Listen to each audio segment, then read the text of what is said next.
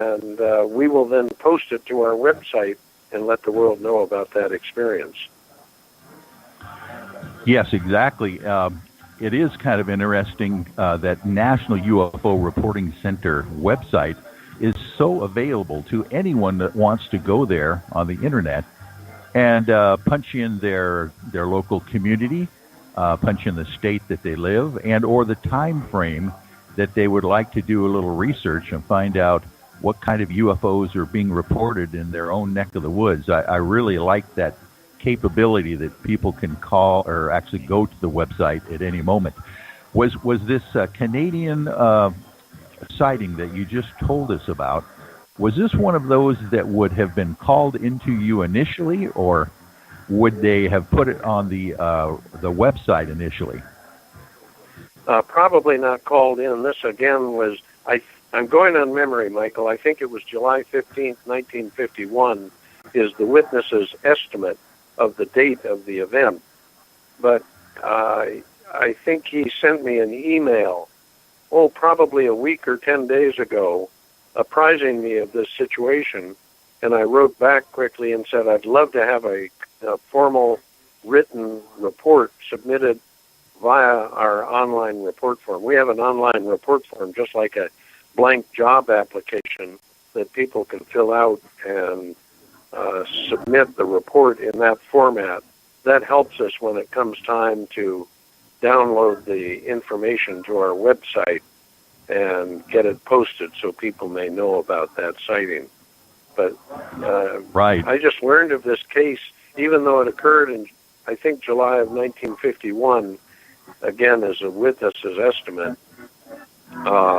It was just, he'd waited all these years, almost 70 years, 67 years, to report it to our center. And by the way, one of the significant points I skipped over is this gentleman was a fighter pilot. If I said he was Canadian, I should have said the report may have been submitted from Canada, but he used to be a fighter pilot, and he used to be a airline pilot.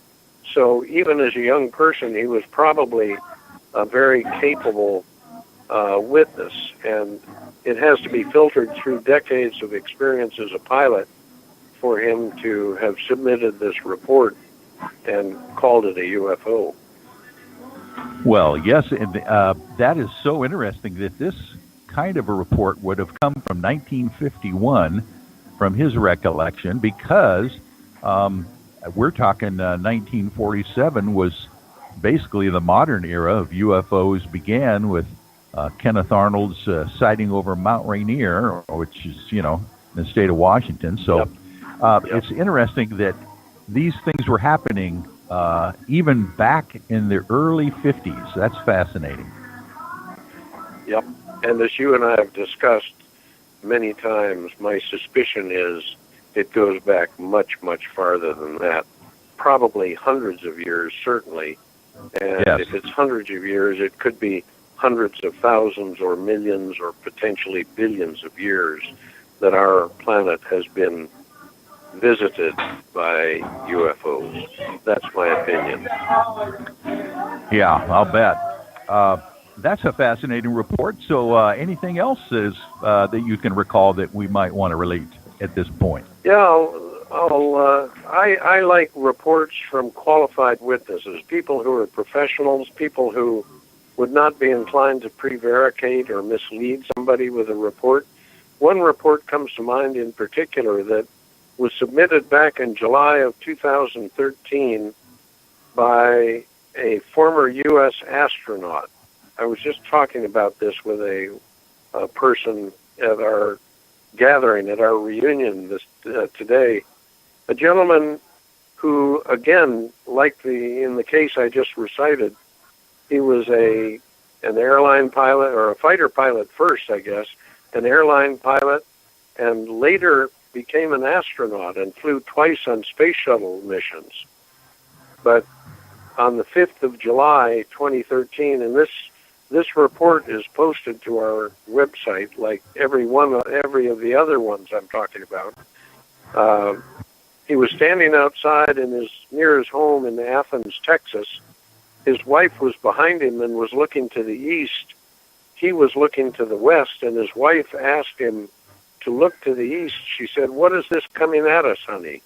And he wheeled around just in time to see 2 or possibly 3 red lights streak over his head heading west. His wife had seen them first because she was facing the east.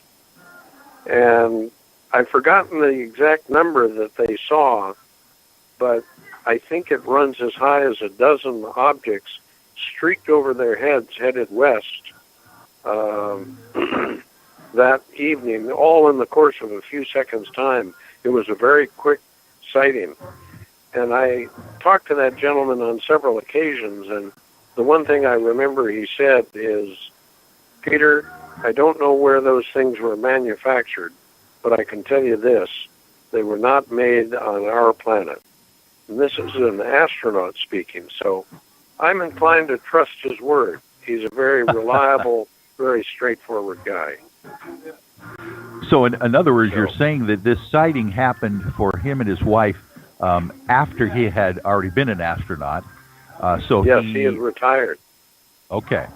And what were they looking at? Were they looking at white lights in the sky, or what kind of description did they give you? Maybe I didn't add that that fact, but what they saw was small red, brilliantly bright red lights streaking overhead from east to west. They were not meteors, they were not satellites, they were not aircraft that he was familiar with, and he probably would have been familiar with any kind of terrestrial aircraft. He said it was one of the most unusual experiences of his life. Another report that comes to mind, very similar to this first one, occurred a few months after the astronaut sighting, September 28th, 2013, and I give those dates because people can look them up on our website.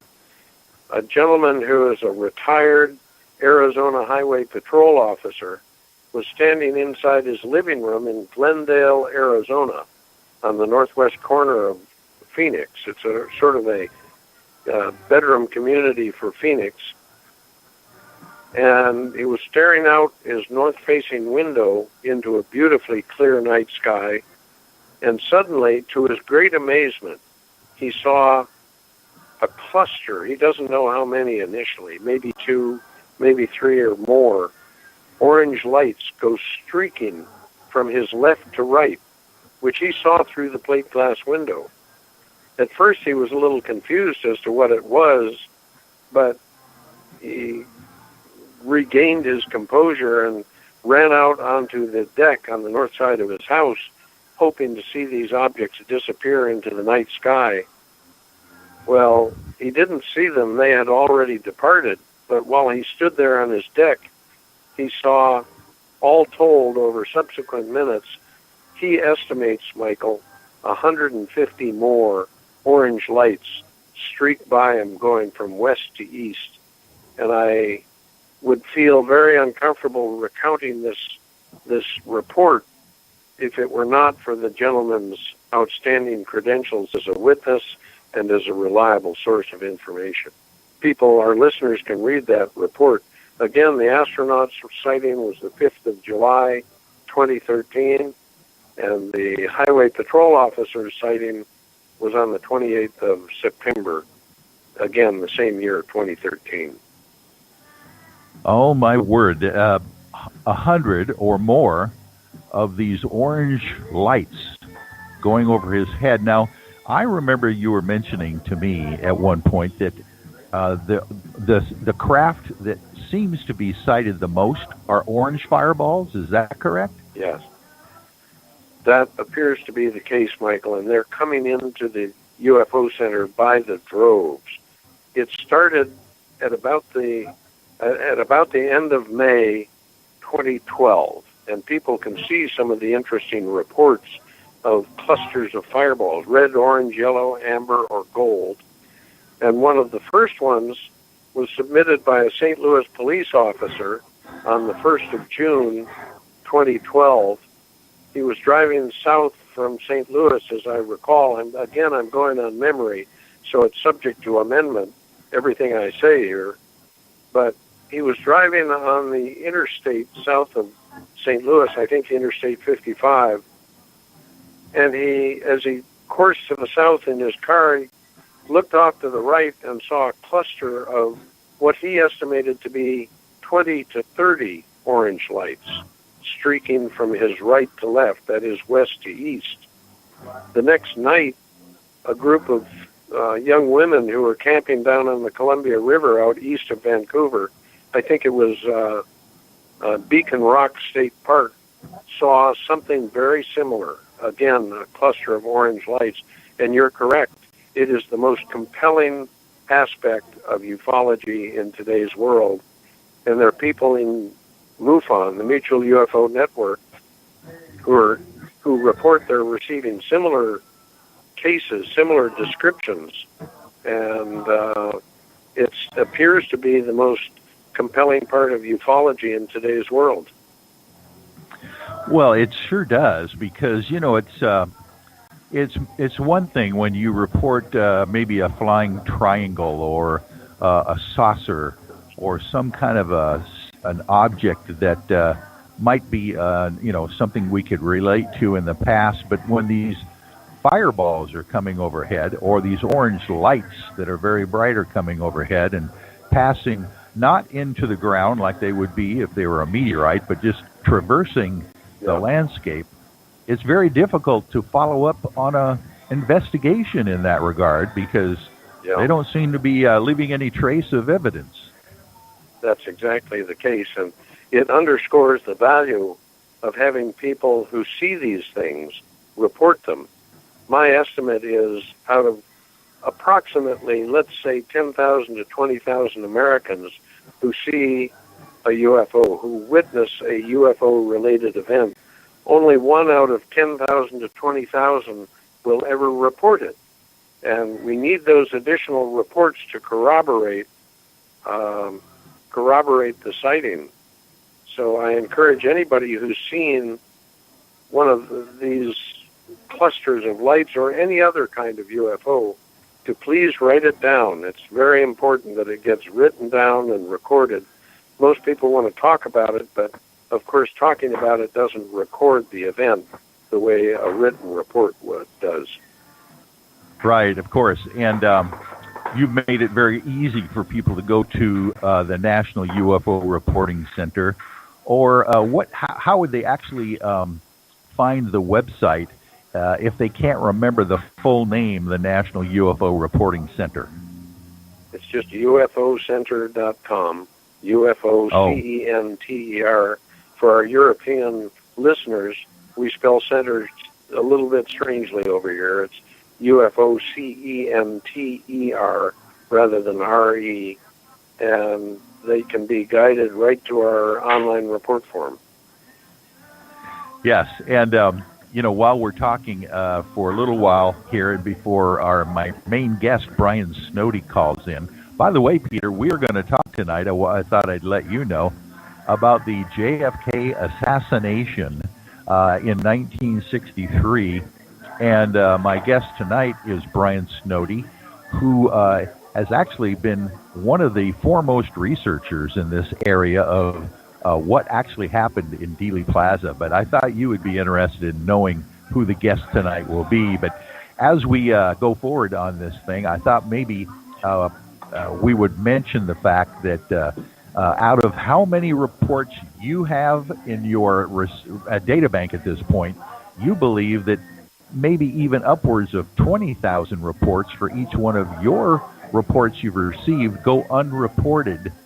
And my goodness, if we can know how many reports have been coming in, we can maybe give an idea of how many reports there might be out there as far as you're concerned.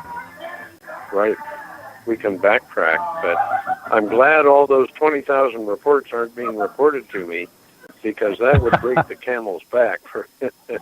I'm working as hard as I possibly can already, just getting that 1 out of 20,000 reports processed and posted to our website. Yes. So if I had 20,000 times the amount of work, I'd be in real trouble.